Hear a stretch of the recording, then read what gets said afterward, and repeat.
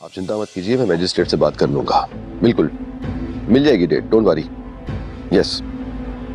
हमने अभी अभी ऊपर से देखा, आपके भाई यहाँ पर तो इतनी बड़ी बड़ी बातें करते और वहां जाकर उनको सपोर्ट कर रहे हैं। तनुजा, तुम्हें क्या लगता है कि मुझे कुछ पता नहीं है? मुझे सब दिख रहा है। ये सारा किया धरा उनका ही है। मैं इतना हेल्पलेस हूं, मैं कुछ कर ही नहीं पा रहा हूं। कैसी हरकतें कर रहा है तुम्हारा बेटा? अपनी बीवी के सामने ही उसकी कजन को शादी प्रपोज कर रहा है। आज तक कभी ऐसा सुना ना देखा। अनी की गलती तो है ही काकू, लेकिन आप लोग भी देख लेना, वो लड़की झनक कभी भी खुश नहीं रहेगी। किसी को रुलाकर, किसी का घर तोड़कर वो अपना घर बसाने चली है ना। अंत में अनी उसका कभी नहीं होगा। वो पूरी तरह से अनी को कभी भी हासिल नहीं कर पाएगी, देख लेना। अरे अंत में क्या होगा उसका इंतजार थोड़ी करूंगा। आज तो उसने अनिरुद्ध को छीन लिया ना हमसे। तो कौड़ी की लड़की, इसकी ना औकात है ना कोई परिवार है, वो आज मेरे बेटे से शादी करेगी। हम इस परिवार में इतने सारे लोग हैं और वो लड़की अकेली, क्या हम सब मिलकर उसे इस घर से नहीं निकाल सकते? काकी माँ, कोशिश तो की ना हमने, क्या फायदा हुआ? कामयाब हुए हम? शादी से पहले बात कुछ और थी, लेकिन अब वो लड़की इस घर की बहू बनकर आ जाएगी।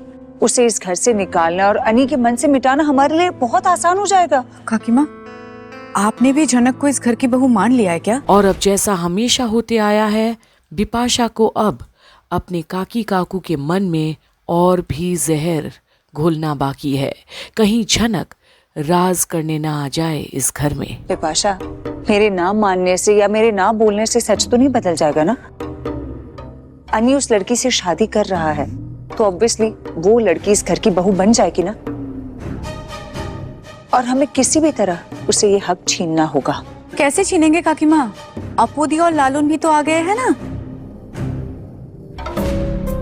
जैसे मधुमक्खी शहद की तरफ खींची चली जाती, वैसे ही आ गए। और इस घर में मुफ्त का खाना भी मिल जाएगा। अब कौन ही रोकेगा उन्हें? बस टूट पड़ो। मुझे तो यकीन नहीं होता इस बस्ती के लोगों का रिश्ता हमारे परिवार के साथ है। आपने इस परिवार के लिए कितना कुछ किया, लेकिन बदले में क्या मिला आपको? सिर्फ हार। और अब बिपाशा जो कुछ भी बोले, पर तनुजा की ये बात से घंटी बजी है शुभो के भी दिमाग में। अप्पू जब उस बस्ती वाले से शादी कर रही थी तभी आपने मना किया था, लेकिन किसी ने आपकी सुनी नहीं। जब मन करता है उनका वो लोग आ जाते हैं, जब मन किया चले जाते हैं।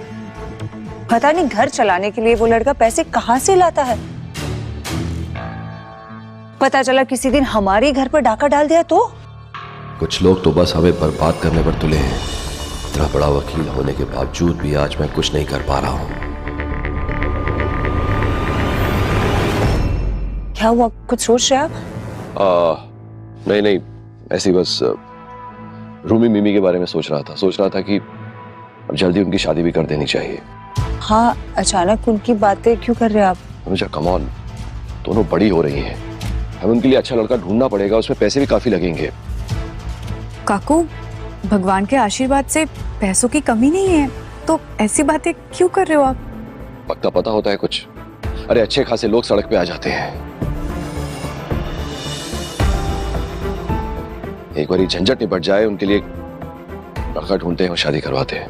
हम क्या बात कर रहे थे और आप कौन सी बात लेकर बैठ के? हम तो लालून और अप्पू की बात कर रहे थे और आप? नहीं, बस ऐसी ख्याल आ गया और कुछ नहीं। पर अब शुभो के चेहरे पर कहीं ना कहीं घबराहट और डर दोनों साफ नजर आ रहा है। और मैं आता हूं।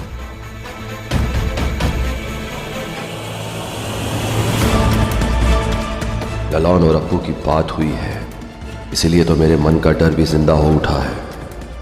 अब तक तो सिर्फ जीत हासिल की है मैंने, लेकिन अब अगर हार का सामना करना पड़ा तो क्या मेरा बुरा वक्त शुरू हो चुका है? मेरा बेटा आज मेरी बात नहीं मान रहा, मेरे अगेंस्ट है। और ललान के पास कमिश्नर का सपोर्ट है। क्या कुछ बहुत बुरा होने वाला है?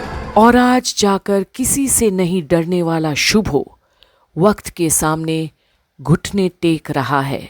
उसे अंदाजा हो रहा है कि शायद अब बुरा वक्त उसका दस्तक देने वाला है। शायद पाप का घड़ा भर चुका है। वहीं विनायक को ठेस पहुंची है ये खबर मिलकर। इतनी बड़ी बात हो गई और अनिरुद्ध को उसके बारे में कुछ पता नहीं है। अरे बेटा, उसका जानना जरूरी है। तुमने कंसीव किया है, इसका मतलब तुम दोनों के बीच एक नॉर्मल रिश्ता था। जनक के साथ अच्छा हो रहा है ठीक है, लेकिन बदले में तुम्हारे साथ बुरा हो ये मुझे मंजूर नहीं है। तो आप क्या बोल रहे हैं डैड? ये सब जानने के बाद अगर अनी मेरे पास वापस आना चाहे तो मैं एक्सेप्ट कर लूं? उस जनक के सामने अनी से भीख मांगू मैं? देखो अर्शी, अगर तुम्हें इस रिश्ते से बाहर आना है तो आओ, लेकिन उससे पहले तुम्हें अनिरुद्ध से शादी करनी होगी, क्योंकि तुम उसके बच्चे की मां बनने वाली हो और बच्चे को दुनिया में एक नाम चाहिए होता है। इसलिए पहले तुम शादी करोगे, उसके बाद अगर तुम्हें इस रिश्ते से बाहर आना है तो हमें कोई दिक्कत नहीं है। एग्जैक्टली, वही तो मैं भी समझाने की कोशिश कर रही थी ना तुम्हें।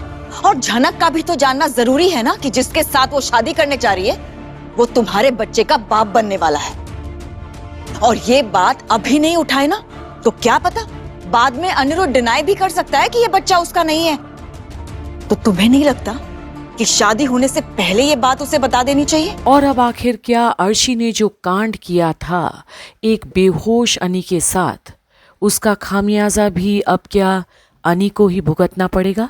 क्या छल से किया काम का ये अंजाम चाहते हैं विनायक और सृष्टि, जहां उन्हें भी नहीं पता कि कोई नॉर्मल रिश्ता तो नहीं है और ना ही था अनी और अर्शी के बीच।